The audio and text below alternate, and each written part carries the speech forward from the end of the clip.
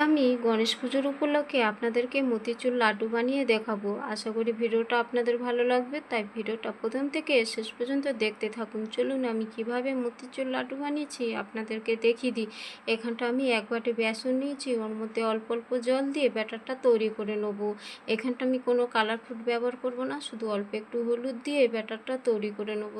দেখুন কত সুন্দর ব্যাটার তৈরি হয়ে গেছে। এবার আমি প্যানের মধ্যে তেল দেবো পরিমাণ মতন। তেলটা গরম হয়ে গেছে, এবার ছোট্ট একটা চামচের সাহায্যে যে কোনো শেপে বড়াগুলো ভেজে নেব। তো আপনাদের কেমন লাগে মতিচুর লাড্ডু আমাকে জানাবেন। তো একদিকে হয়ে গেছে, আরেকদিকে খুন্তির সাহায্যে উল্টে দেবো। দেখুন ভালোভাবে লাল লাল করে ভাজা হয়ে গেছে, এবার ছাঁকনির সাহায্যে তুলে নেব। তো আমার সমস্ত বড়াগুলো ভাজা হয়ে গেছে, এবার এটাকে ঠান্ডা করতে দেবো। এইদিকে আমি লাড্ডু বানানোর জন্য রসটা বানিয়ে নেবো। এখানটা এক বাটি চিনি নিচ্ছি, এক বাটি জল নেবো, ওর মধ্যে দুটো তিনটে এলাচ দিয়ে দেবো। দিয়ে দেখুন ভালোভাবে চিনির রসটা বানানো হয়ে গেছে। এবার এইদিকে বড়াগুলো ঠান্ডা হয়ে গেছে, বড়াগুলো মিক্সিতে ফেলে গুঁড়ো করে নেবো। দেখুন কত সুন্দর ঝরঝরে হয়েছে।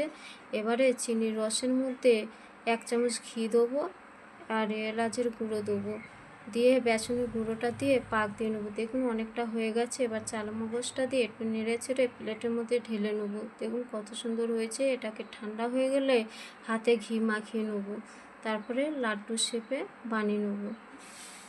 এভাবে সমস্ত লাড্ডু আমি বানিয়ে ফেলবো।